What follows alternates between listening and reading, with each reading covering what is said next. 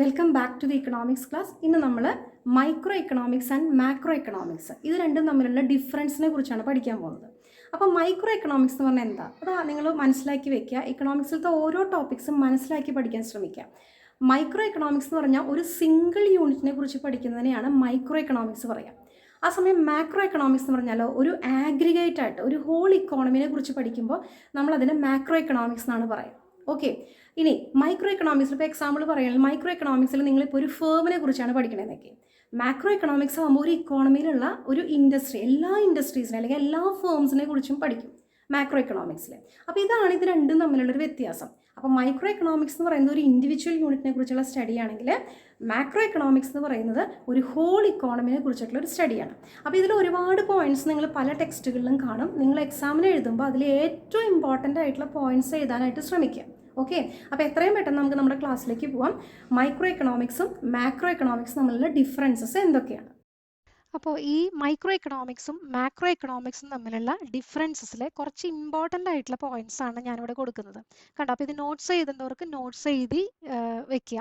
അപ്പോൾ നിങ്ങൾക്ക് എക്സാമിന് പോകുമ്പോൾ ഇതിങ്ങനെ കമ്പയർ ചെയ്ത് പഠിക്കാനായിട്ട് എളുപ്പമാണ്. ഓക്കെ, അപ്പോൾ ഇതിൽ ഫസ്റ്റ് പോയിന്റ് ആണ് മൈക്രോ എന്ന് പറയുന്ന ടേമിന്റെ അർത്ഥം എന്താണ്? മൈക്രോ എന്ന് പറഞ്ഞാൽ ഞാൻ പറഞ്ഞു ചെറുത്, സ്മോൾ എന്നുള്ള അർത്ഥമാണ്. ആ വേർഡ് വന്നത് മൈക്രോസ് എന്ന് പറയുന്ന ഒരു ഗ്രീക്ക് വേർഡിൽ നിന്നാണ്. MIKROS. അത് സ്പെല്ലിംഗ് നിങ്ങൾ ശ്രദ്ധിക്കുക, മീനിങ് സ്മോൾ. അതുപോലെ മാക്രോ എന്ന് പറയുന്ന ടേം ഡിറൈവ് ചെയ്തത് മാക്രോസ് എന്ന് പറയുന്ന ഒരു ഗ്രീക്ക് വേർഡാണ്, which means large. Okay, then second point ആണ് deals with the issue of an economy at an individual level. ഒരു ഇൻഡിവിജ്വൽ ലെവലിലാണ് ഒരു ഇക്കോണമിയുടെ പ്രോബ്ലംസ് നോക്കി കാണുന്നത്. പക്ഷേ മാക്രോ എക്കണോമിക്സ് ആകുമ്പോൾ എങ്ങനെയാണ്? ആഗ്രിഗേറ്റ് ലെവലിലായിരിക്കും ഇത് ഒരു ഇക്കോണമിയുടെ പ്രോബ്ലംസിനെ നോക്കി കാണുന്നത്, such as national income, general price level, total consumption of an economy. ഒരു ഇക്കോണമിയുടെ ടോട്ടൽ ആയിട്ടുള്ള കാര്യങ്ങൾ ഡീൽ ചെയ്യുന്നു. ഇവിടെയോ ഇൻഡിവിജ്വൽ ആയിട്ടുള്ള ലെവലിലാണ് കൺസിഡർ ചെയ്യുന്നത്. ഇനി തേർഡ് പോയിന്റ് ആണ് deals with the pricing of A particular commodity in industry. ഒരു ഇൻഡസ്ട്രിയിൽ ഒരുപാട് ഫേംസ് ഉണ്ടാവും അല്ലെ? ഒരു ഇൻഡസ്ട്രി എന്ന് പറയുമ്പോൾ അതിൽ കുറേ ഫേംസ് ഉണ്ട്. അപ്പോൾ അതിൽ ഒരു പെർട്ടിക്കുലർ കമ്മോഡിറ്റിനെ കുറിച്ചിട്ടാണ് ഇവിടെ മൈക്രോ എക്കണോമിക്സ് ഡീൽ ചെയ്യുന്നത്. പെർട്ടിക്കുലർ കമ്മോഡിറ്റിയുടെ പ്രൈസിങ്ങിനെ കുറിച്ച് ഡീൽ ചെയ്യുന്നു. ആ സമയം തന്നെ മാക്രോ എക്കണോമിക്സിൽ എങ്ങനെയാണ്? ജനറൽ പ്രൈസ് ലെവലിനെ കുറിച്ചാണ് ഡീൽ ചെയ്യുന്നത്. പെർട്ടിക്കുലർ കമ്മോഡിറ്റിയുടെ പ്രൈസ് ലെവൽ അല്ല, മറിച്ച് ജനറൽ പ്രൈസ് ലെവലിനെ കുറിച്ച് ഇതിൽ ഡീൽ ചെയ്യുന്നു. ഇനി ഫോർത്ത് പോയിന്റ് ആണ് പ്രൈസ് ആണ് ഇവിടുത്തെ ബേസിക് പാരാമീറ്റർ. പ്രൈസ് ആണ് ബേസിക് പാരാമീറ്റർ. ആ സമയം മാക്രോ എക്കണോമിക്സിലെ ഇൻകം ആണ് ബേസിക് പാരാമീറ്റർ. കണ്ടോ? ഇനി ഫിഫ്ത്ത് പോയിന്റിൽ പറയുന്നു ഈ ഒരു കോൺസെപ്റ്റ് മൈക്രോ എക്കണോമിക്സ് എന്ന് പറഞ്ഞ ഈ ഒരു കോൺസെപ്റ്റിനെ, ഈ ഒരു ടേമിനെ ഇത് പോപ്പുലറൈസ് ചെയ്തത്, ടേം അല്ല, ഈ ഒരു കോൺസെപ്റ്റിനെ പോപ്പുലറൈസ് ചെയ്തത് ആൽഫ്രഡ് മാർഷൽ എന്ന് പറയുന്ന ഫേമസ് ആയിട്ടുള്ള ഇക്കണോമിസ്റ്റ് ആണ്. അതേസമയം മാക്രോ എക്കണോമിക്സിനെ പോപ്പുലറൈസ് ചെയ്തതാരാ? JM കെയ്ൻസ് ആണ്.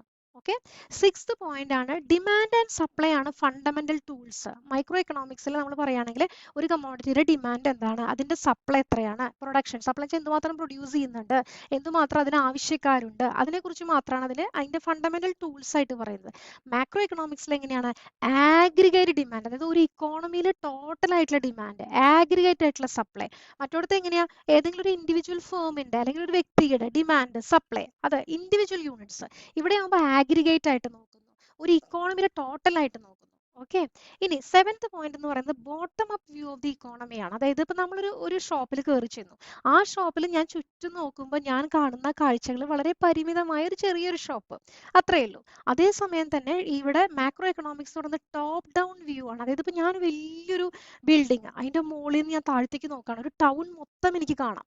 ഓക്കെ, അതേപോലെ തന്നെ നിങ്ങളൊന്ന് ആലോചിച്ച് നോക്കി, ഒരു ഇക്കോണമിനെ ടോട്ടലായിട്ട് മുകളിൽ നിന്ന് നോക്കുന്ന ഒരു കാഴ്ച, ഒരു ബേർഡ് പറന്നു പോകുന്ന ഒരു ബേർഡ് അല്ലെങ്കിൽ ഒരു ഫ്ലൈറ്റ് ഇറങ്ങി വരുമ്പോൾ ആ ഫ്ലൈറ്റിൽ നിന്ന് നമ്മൾ കാണുന്ന ഒരു കാഴ്ച. അപ്പോൾ അതെന്ന് പറയുന്നത് ടോപ്പ് ഡൗൺ വ്യൂ, മൊത്തത്തിൽ നമുക്ക് കാണാൻ പറ്റുകയാണ്. ഓക്കെ, അപ്പോൾ ബോട്ടം അപ്പ് വ്യൂ ആണ് മൈക്രോ എക്കണോമിക്സിൻ്റെങ്കിൽ മാക്രോ എക്കണോമിക്സിന്റെ ടോപ്പ് ഡൗൺ, മുകളിൽ നിന്ന് താഴത്തേക്ക് നോക്കുന്നു, മറ്റേത് താഴെ നിന്ന് മുകളിലേക്ക് നോക്കുന്നതാണ് micro economics. Okay, eighth point എന്ന് പറയുന്നത് provides a solution to the problem of what, how and for whom to produce. അതായത് നമ്മളൊരു കമ്മോഡിറ്റി, മൈക്രോ എക്കണോമിക്സ് ഡീൽ ചെയ്യുന്ന ഒരു കമ്മോഡിറ്റി പ്രൊഡ്യൂസ് ചെയ്യണം. എന്താ പ്രൊഡ്യൂസ് ചെയ്യണ്ടേ, എങ്ങനെയാ പ്രൊഡ്യൂസ് ചെയ്യണ്ടേ, ആർക്ക് വേണ്ടിയാ പ്രൊഡ്യൂസ് ചെയ്യണ്ടേ, അല്ലേ? അതിനെ കുറിച്ചാണ് മൈക്രോ എക്കണോമിക്സ് ഡീൽ ചെയ്യുന്നത്. ഓക്കെ, അതായത് മൈക്രോ എക്കണോമിക്സിൽ പറയുന്നത് ഇത്രയേ ഉള്ളൂ. ഈ റിസോഴ്സസിനെ എങ്ങനെ അലോക്കേറ്റ് ചെയ്യണം, അതാണ് അവിടുത്തെ ഒരു മെയിൻ ഇഷ്യൂ ആയിട്ട് അവർ കാണുന്നത് മൈക്രോ എക്കണോമിക്സിൽ.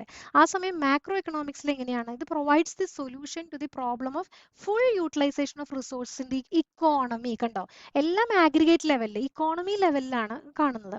ആ ഉള്ള റിസോഴ്സസിനെ ഫുള്ളി യൂട്ടിലൈസ് ചെയ്യണം. ആ ഇക്കോണമിയിൽ ടോട്ടലായിട്ട് ഒന്നും വേസ്റ്റ് ചെയ്യാതെ യൂട്ടിലൈസ് ചെയ്യാൻ പറ്റുന്നത് എങ്ങനെയാണ്, അതിൻ്റെ പ്രോബ്ലംസ്, ഇതിനൊക്കെ കുറിച്ചൊക്കെയാണ് മാക്രോ എക്കണോമിക്സ് സ്റ്റഡി ചെയ്യുന്നത്.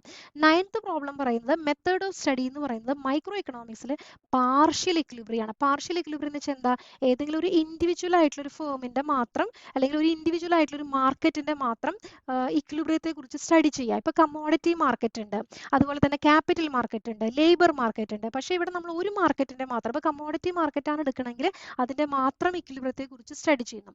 ആ സമയം തന്നെ മാക്രോ എക്കണോമിക്സ് എന്ന് പറയുമ്പോൾ ജനറൽ ഇക്വിലിബ്രിയം ആണ്. അതായത് എന്താ, ജനറൽ ഇക്വിലിബ്രിയം എന്ന് പറയുമ്പോൾ സൈമുൾട്ടേനിയസ് ഇക്വിലിബ്രിയം ആണ്, എല്ലാ മാർക്കറ്റ്സിന്റെയും കൂടി എടുക്കുകയാണ്. അതായത് കമ്മോഡിറ്റി മാർക്കറ്റോ അത് ലേബർ മാർക്കറ്റ് ആയിക്കോട്ടെ ക്യാപിറ്റൽ മാർക്കറ്റ് ആയിക്കോട്ടെ, എല്ലാ മാർക്കറ്റിന്റെയും കൂടി ഇക്വിലിബ്രിയത്തിനെ കുറിച്ചാണ് ഇതിൽ സ്റ്റഡി ചെയ്യുന്നത്. ഇനി മൈക്രോ എക്കണോമിക്സ് ഫോക്കസ് ചെയ്യുന്നത് പേഴ്സണൽ ഗെയിൻസിനെ മാക്സിമൈസ് ചെയ്യാനാണ്. ആ സമയം മാക്രോ എക്കണോമിക്സ് ഫോക്കസ് ചെയ്യുന്നത് സോഷ്യൽ വെൽഫെയർ, ഒരു സൊസൈറ്റിയുടെ വെൽഫെയർ എങ്ങനെ നമുക്ക് മാക്സിമൈസ് ചെയ്യാം. ഇതൊക്കെയാണ് മൈക്രോ എക്കണോമിക്സും മാക്രോ എക്കണോമിക്സും തമ്മിലുള്ള ഇമ്പോർട്ടൻ്റ് ആയിട്ടുള്ള ചില ഡിഫറൻസസ്. അപ്പം നിങ്ങളിത് പോയിന്റ്സ് നോട്ട് ചെയ്ത് വെച്ചിട്ട് പരീക്ഷയ്ക്ക് പഠിക്കാനായിട്ട് നമുക്ക് എളുപ്പമാണ്. അപ്പോൾ ഇതൊക്കെയാണ് ഇതിലത്തെ ഇമ്പോർട്ടൻ്റ് ആയിട്ടുള്ള പോയിന്റ്സ്. അടുത്തൊരു ക്ലാസ്സിൽ നമുക്ക് അടുത്തൊരു ടോപ്പിക് നമുക്ക് അനലൈസ് ചെയ്യാം. അതുവരേക്കും എല്ലാവർക്കും have A nice day. God bless you. Thank you.